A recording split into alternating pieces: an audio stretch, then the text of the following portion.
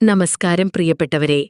2026 മെയിലെ മാസഫലം വിശേഷങ്ങളിലേക്ക് എല്ലാവർക്കും സ്വാഗതം.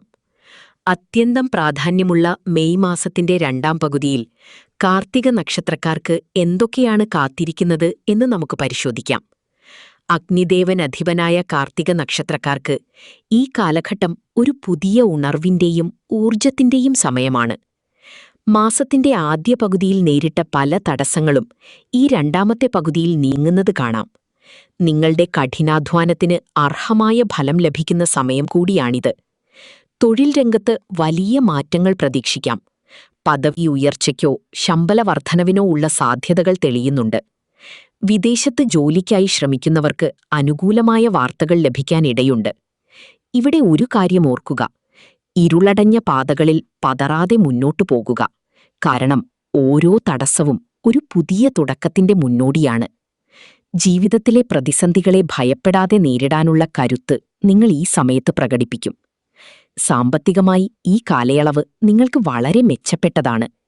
പഴയ കടങ്ങൾ വീട്ടിത്തീർക്കാനും പുതിയ നിക്ഷേപങ്ങൾ തുടങ്ങാനും സാധിക്കും. ഭൂമി സംബന്ധമായ ഇടപാടുകളിൽ നിന്ന് ലാഭം പ്രതീക്ഷിക്കാം. കുടുംബജീവിതത്തിൽ സമാധാനവും സന്തോഷവും നിലനിൽക്കും. പങ്കാളിയുമായുള്ള ബന്ധം കൂടുതൽ ദൃഢമാകും. കുട്ടികളുടെ കാര്യത്തിൽ ചില സന്തോഷകരമായ തീരുമാനങ്ങൾ കൈക്കൊള്ളാൻ സാധിക്കും. ഓർക്കുക, ക്ഷമ എന്നത് ഒരു കൈപ്പുള്ള ചെടിയായിരിക്കാം, എന്നാൽ അതിന്റെ ഫലം എന്നും മധുരമുള്ളതായിരിക്കും.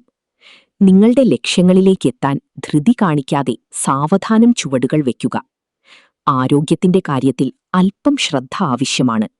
ഭക്ഷണകാര്യങ്ങളിൽ മിതത്വം പാലിക്കുന്നത് ഉദരസംബന്ധമായ അസ്വസ്ഥതകൾ ഒഴിവാക്കാൻ സഹായിക്കും.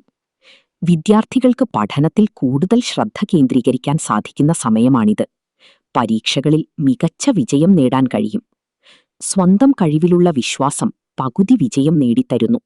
ബാക്കി പകുതി കഠിനാധ്വാനത്തിലൂടെ സ്വന്തമാക്കാം. ഈ ചിന്ത എപ്പോഴും മനസ്സിൽ വയ്ക്കുക. ഈ കാലഘട്ടത്തിലെ ദോഷഫലങ്ങൾ കുറയ്ക്കാൻ ചില പരിഹാരങ്ങൾ കൂടി ശ്രദ്ധിക്കുക. കാർത്തിക നക്ഷത്രക്കാർ ദിവസവും സൂര്യസ്തോത്രം ജപിക്കുന്നത് ഉത്തമമാണ്. കൂടാതെ ചൊവ്വാഴ്ചകളിൽ സുബ്രഹ്മണ്യസ്വാമി ക്ഷേത്രത്തിൽ ദർശനം നടത്തി ചുവന്ന പുഷ്പങ്ങൾ സമർപ്പിക്കുന്നത് തടസ്സങ്ങൾ നീങ്ങാൻ സഹായിക്കും.